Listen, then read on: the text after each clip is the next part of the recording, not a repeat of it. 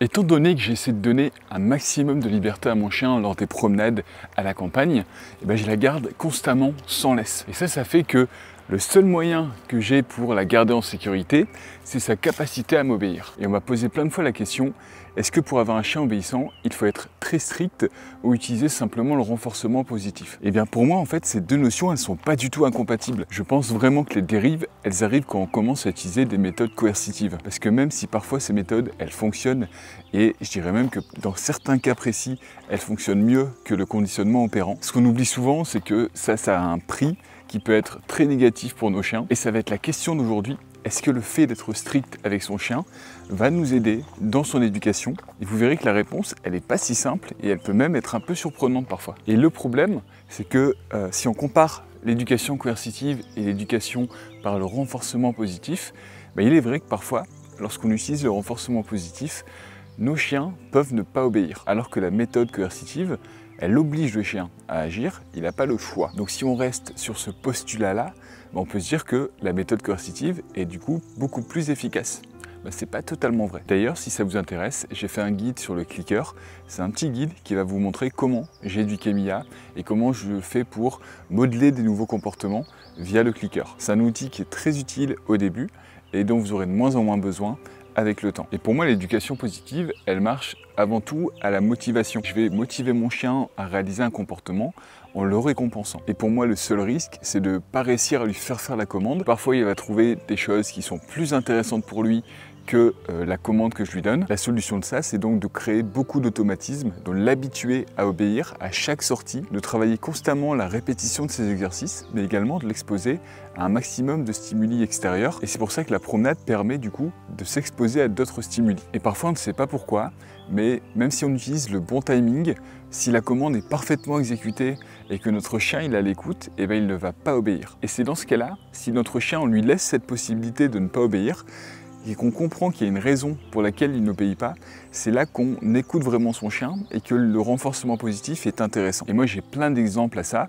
où Mia refuse de faire l'action que je lui demande. Quand je l'appelle au pied, elle refuse de venir au pied, elle refuse de rouler, elle refuse de s'asseoir. Et chacun de ces refus a une raison. Si elle refuse de s'asseoir, c'est parce que l'eau était froide et qu'elle refusait de s'asseoir dedans. Si elle refuse de venir au pied, c'est parce que le sol était brûlant. Si elle refuse de rouler, c'est parce qu'elle a mal au dos. On peut aller plus loin dans la réflexion. Si mon chien refuse de s'asseoir et qu'il n'y a aucune raison pour laquelle il n'accepte pas, c'est peut-être que mon chien, il a une douleur qui est cachée. Et si on apprend à observer ses actions, si on apprend à l'écouter, à voir que c'est pas normal qu'il ne m'obéit pas, en fait, le renforcement positif va également permettre de savoir si nos chiens, ils ont certains problèmes. Et donc, comme il permet de prendre conscience du souci, qui pourrait dire que Mia, si elle refusait de s'asseoir, peut-être qu'elle a mal à quelque part, peut-être qu'elle a une douleur, peut-être que ça peut être une maladie qu'il faut soigner rapidement. Donc j'ai pris conscience de ça, je vais pouvoir réagir rapidement et ensuite, une fois qu'on sera allé chez le vétérinaire et qu'elle aura été soignée, on pourra revenir à la normale.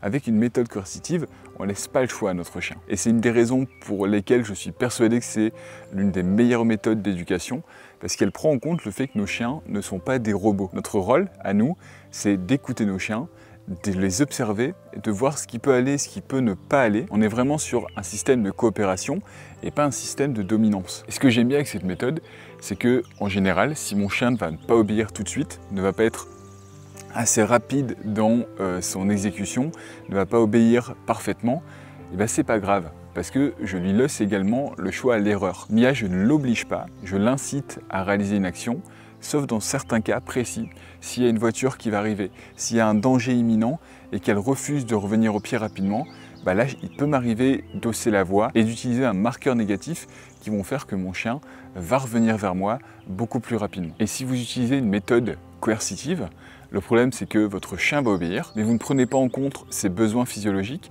Donc peut-être qu'il a une douleur, qu'il a une maladie cachée et vous ne le saurez pas. En plus, il y a une notion de non-respect de l'individu parce qu'on l'éduque par la peur. Et le fait de l'éduquer par la peur, par la dominance, ça peut l'amener également à avoir des réactions qui sont dangereuses. Puisque s'il a peur, il peut se mettre à être réactif, il peut se mettre à mordre, il peut se mettre à grogner. Pareil, si vous appuyez quelque part, vous l'obligez à s'asseoir, il va peut-être vous mordre parce qu'en fait il avait mal, il avait très mal au dos et ça lui fait tellement mal qu'il est obligé de réagir. Alors tout ça, ça ne veut pas dire qu'il ne faut pas être strict, mais on va être strict surtout je pense, avec nous-mêmes. On va être strict dans le fait d'être consistant dans nos demandes.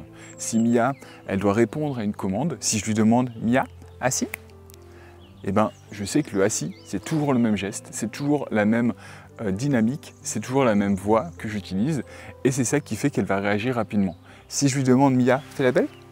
oui, c'est bien. Si demain elle arrête de me faire la belle, c'est que je peux me dire que moi j'ai bien agi, j'ai été consistant, mais si elle refuse, c'est peut-être que ça lui fait mal au dos. Donc comme le roule, peut-être que j'arrêterai de le faire. Et du coup, il faut vraiment s'obliger à être à l'écoute de nos chiens, mais également à l'écoute de l'environnement qui est autour de nous. On doit être concentré, je pense, lorsqu'on se balade, pouvoir regarder ce qu'il y a au loin, surtout dans les lieux qu'on ne connaît pas, parce que le danger, malgré tout, il est partout.